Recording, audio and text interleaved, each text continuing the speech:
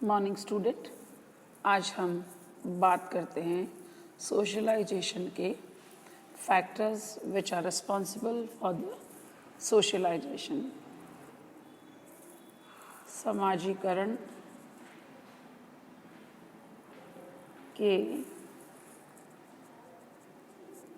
सहायक कारक।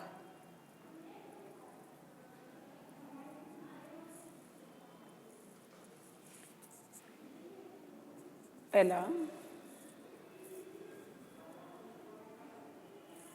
पालन पोषण। रियलिंग।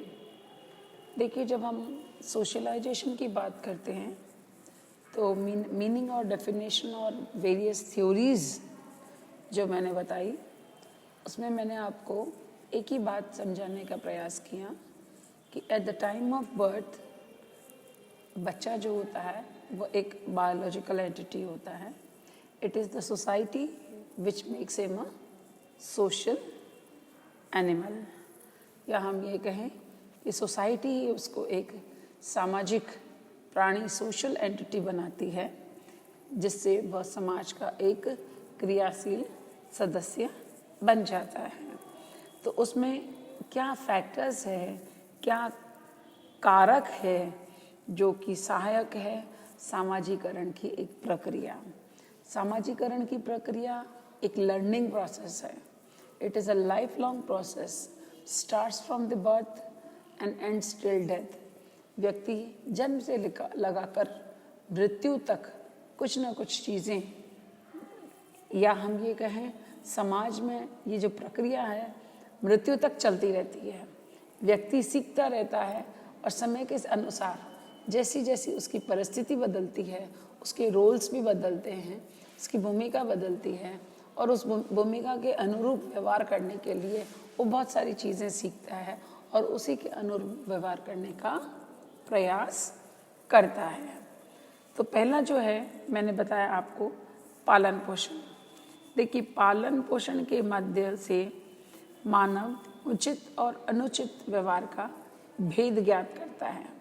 परिवार के सदस्य पालन पोषण करते समय, आवश्यकताओं को पूरा करते समय बालक को यह बताते हैं कि इन आवश्यकताओं को पूरा करने का सही ढंग क्या है, विच आर द प्रॉब्लम्स, या हम ये कह सकते हैं कि किन तरीक़ों से जो है सामाजिकरण की प्रक्रिया पूरी होती है, और कौन से नॉर्म्स और वैल्यूज़ हैं सोसाइटीज़ के, समाज के कौन से नियम हैं, किन नियम के तहत हमें कौन सा हमारा बिहेवियर है जिसको सोसाइटी एक्सेप्ट करेगी और कौन सा ऐसा हमारा बिहेवियर है जिसको सोसाइटी एक्सेप्ट नहीं करेगी। तो हमें ऑब्वियस है समाज का क्रियाशील सदस्य बनने के लिए हमें ऐसे व्यवहार को करना होगा और सीखना होगा जो कि समाज के मूल्य, परंपरा, इसी के या मानदंड के अनुरूप हो, और समाज जिसको स्वीकृति प्रदान करता है उसी प्रकार का व्यवहार हमें सीखना हो और वैसा ही व्यवहार हमें समाज में करना है। दूसरा जो इसका सहायक कारक है वह है सोशल ट्रेनिंग, सामाजिक प्रशिक्षण। देखिए, पहले जब हमने बात करी थी तो मैंने आपको एजेंसीज के बारे में बताया था कि कौन कौन सी एजेंसीज हैं जिनके कारण सामाजिकरण की प्रक्रिया होती है। जैसे सबसे पहले मैंने आपको परिवार के बारे में बताया कि परिवार, फिर किन्स, हमारे रिश्तेदार वगैरह, फिर मैंने आपको बताया है कि किस प्रकार पड़ोस, नातेदार, रिश्तेदार, मित्र मंडली, और जैसे जैसे आप बड़े होते जाते हो वैसे वैसे आपकी एजेंसीज जो है वो बदलती रहती है, और वो एजेंसीज अपने, या हम ये कहें कि हमें परिवार में किस प्रकार से व्यवहार करना है और हम हमारी मित्र मंडली के साथ किस प्रकार से व्यवहार करते हैं, इन व्यवहारों को जो हम सीखते हैं, है ना। तो एक ट्रेनिंग, एक तरह का ट्रेनिंग पीरियड होता है हमारा। ये शिशु परिवार व अन्य जो समूह होते हैं उनके संपर्क में जब वह आता है और उनसे समाज के आदर्श, मान्यताओं, नियमों आदि के बारे में प्रशिक्षण पाता है और उन्हें आत्मसात करता है, इस अवस्था में आत्मसात करने की क्षमता अधिक तीव्र हो जाती है। मिलर और डोलार्ड के अनुसार सामाजिक प्रशिक्षण 4 बातों पर आधारित होता है। पहला प्रेरक ड्राइव, दूसरा संकेत क्लू, तीसरा प्रत्युत्तर रेस्पॉन्स और चौथा रिवॉर्ड। जैसे प्रेरक, हमें क्या चीज़, जैसे हम जिस चीज़ को देखते हैं या हमें लगता है कि ये चीज़ करने पे बहुत अच्छा होता है, देखते हैं तो कौन हमें ड्राइव, हमें कौन बार बार हमें प्रेरणा देता है करने की, क्या क्या क्लूज़ हैं। जैसे कई बार आपने देखा होगा, छोटा बच्चा अगर हमारे घर पे कोई आता है तो हम कहते हैं बेटा हाथ जोड़ो, विश करो, जय जय करो, है ना। और जब वो प्रत्युत्तर में करता है तो रिवॉर्ड देते हैं, अरे वाह शाबाश, आपने तो ये काम किया, बहुत अच्छा किया। तो इस टाइप की एक तरह का ट्रेनिंग जो है सामाजिकरण की प्रक्रिया द्वारा पूरी होती है और हम व्यक्ति जो है समाज का एक क्रियाशील सदस्य बनता है। फिर हम बात करते हैं अनुकरण की। समाजशास्त्री जो टाड है उन्होंने कहा है कि अनुकरण से ही सामाजिकरण होता है। अनुकरण द्वारा बच्चा खाने पीने का ढंग, व्यवहार करना, वार्तालाप करना के जो तरीके होते हैं उनको अर्जित गुणों को सीखता है। देखिए कुछ होते हैं हमारे में जेनेटिक्स या हम ये कहें प्रदत्त, और एक हमें होते हैं अर्जित जो हम सीखते हैं। जैसे आज छोटा बच्चा है, अगर वो 2 हाथों से खाता है तो हम कहते हैं नहीं बेटा 1 हाथ से खाना खाओ। फिर कैसे बैठ के खाना होता है, पानी किस तरह से पीना होता है, फिर धीरे धीरे ऐसे ही कैसे बोलना होता है। तो वो हम वेरी बिगनिंग इनिशियल स्टेज पे ट्रेनिंग देते हैं और ये ट्रेनिंग कंटिन्यू चलती जाती है। कंटिन्यू कैसे, आज तो वो अपने परिवार, जब बड़ा होता है तो वो सेकेंडरी ग्रुप के भी कांटेक्ट में आता है। जब छोटा होता है तो वो प्राथमिक या हम ये कहें परिवार वगैरह या रिश्तेदारों के साथ ही होता है। जब बड़ा होता है तो सेकेंडरी ग्रुप के भी कांटेक्ट में आता है और उसको उसके अनुरूप जो है व्यवहार करना वह सीखता है कि हमें अलग अलग व्यक्तियों से, आज आप भी देखेंगे, आप अगर अपने आप को देखें तो आप देखेंगे कि आप अपने परिवार के साथ कैसा बिहेव करते हो, अपने फ्रेंड्स के साथ कैसा बिहेव करते हो, अपने जो अगर आप किसी क्लब के मेंबर हैं तो वहाँ पर आपको कैसा बिहेव करना है। तो आप अलग अलग व्यक्तियों के साथ अलग अलग तरीके से बिहेव करना सीखते हो। फिर हम बात करते हैं यहाँ पे सहानुभूति की। सहानुभूति की सिंपैथी, सहानुभूति के कारण मनुष्य कठोर और कठिन व्यवहारों को अपना लेता है। सहानुभूति के कारण बालक में प्रेम और सहयोग की भावना का जन्म होता है। फिर हम बात करते हैं सजेशन की, निर्देश की।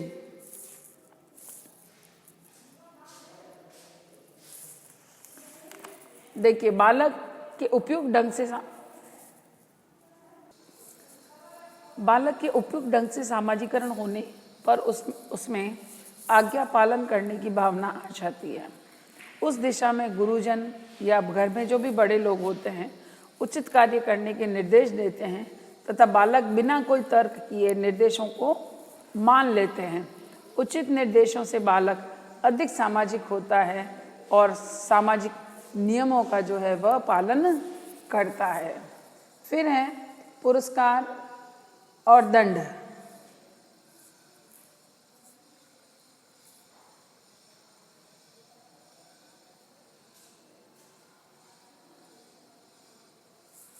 कार एवं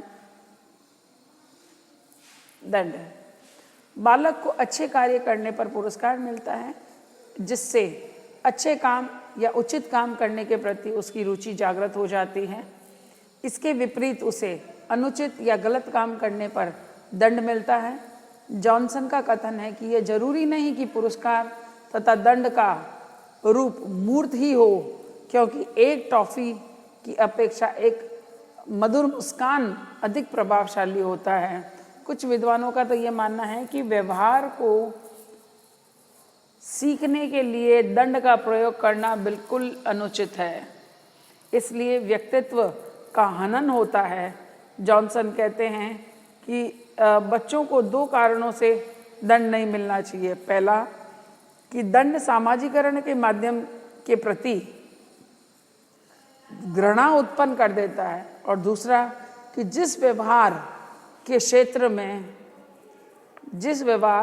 क्षेत्र में बालक दंडित हो चुका होता है, उसमें वह इतनी अधिक व्याकुलता विकसित कर देता है कि उसे उसके सामान्य इच्छित व्यवहार प्रतिमानों पर भी नियंत्रण लग जाने का डर रहता है।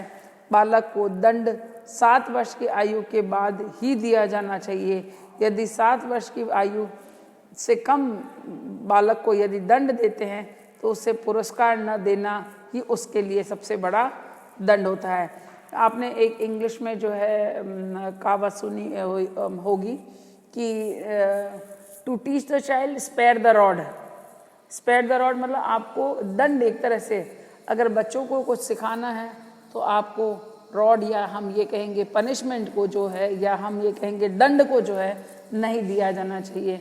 दंड की अपेक्षा बालक जनरली जो है वो रिवॉर्ड, और रिवॉर्ड भी किस प्रकार के, जरूरी नहीं है आपको जो है मटेरियलिस्टिक रिवॉर्ड मिले। आप अगर एक जेस्चर जो होता है, आपका व्यवहार मतलब किस तरीके से आप उसको ट्रीट करते हो, वो भी एक बहुत बड़ा रिवॉर्ड हो सकता है।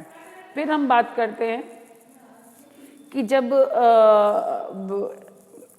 बालक जो है व्यवहार करता है तो उसके व्यवहार को परिवार वाले, या हम ये कहें चाहे टीचर्स है या मित्र मंडली है, जो भी है, वो अननोइंगली भी उसको कंट्रोल, अनुचित व्यवहार को कंट्रोल किया जा सकता है, जो कि हम एक informal form of social control भी होता है।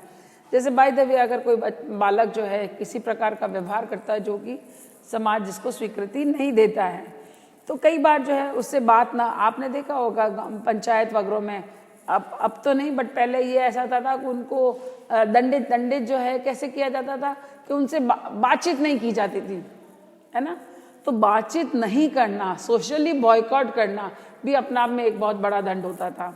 तो यहाँ पर जब हम सोशलाइजेशन की बात करते हैं तो सोशलाइजेशन जो है बच्चे को किसी भी प्रकार का दंड न देकर, उसको जो पुरस्कार जो है वो मटेरियल फॉर्म में नहीं देकर इमटेरियल फॉर्म में भी अगर दिया जाए तो भी एक बहुत अच्छा रहता है। ब्रूम और सेल्जनिक तो ये कहते हैं कि सामाजिकरण में 2 सहायक प्रक्रिया का उल्लेख किया है। पहला रिप्रेसिव या दमनकारी, वो कहते हैं 2 प्रकार के, एक है दमनकारी सामाजिकरण, दूसरा है सहभागी सामाजिकरण। कि गलत आचरण पर बच्चे को डांटना, मारना, पीटना या दंड देना, किसी भी पुरस्कार का लोभ देकर उसे गलत आचरण का एहसास दिलवाना दमनकारी सामाजिकरण कहलाता है। इसके विपरीत सहभागी वो होता है कि बच्चों को अपनी इच्छा अनुसार आचरण करने की छूट दी जाती है।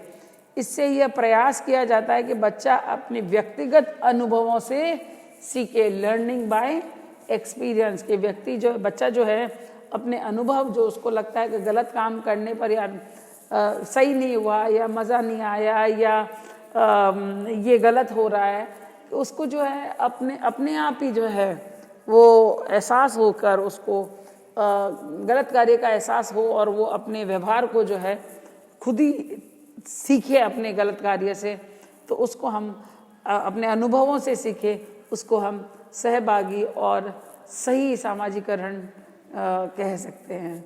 सो by this today we are going to end our topic socialisation. आज हम हमारा जो एक टॉपिक जो पिछले काफ़ी टाइम से चलता आ रहा था उसको आज हम समाप्त करते हैं। तो कई जो क्वेश्चन जो बन सकते हैं सामाजिकरण से रिलेटेड, आप चाहें तो उन्हें नोट कर लीजिए। मैं बोल रही हूँ कि पहला तो सामाजिकरण से आप क्या समझते हैं, ये पूछा जा सकता है आपको। फिर व्यक्ति के सामाजिकरण में परिवार और विद्यालय किस प्रकार योगदान देता है, या सामाजिकरण का महत्व क्या है, या सामाजिकरण के प्रमुख अभिकरण एजेंसीज क्या है, या पूरा एक ऐसे टाइप में पूछा जा सकता है सामाजिकरण के प्रमुख सिद्धांत की विवेचना कीजिए, या सामाजिकरण के जो विभिन्न सिद्धांत हैं उनकी विवेचना कीजिए, इस प्रकार के जो क्वेश्चन हैं, या अलग अलग से कूले के, मीड के, फ्राइड के, इनके भी जो है सिद्धांत पूछे जा सकते हैं। So thank you, and tomorrow will start with our new topic.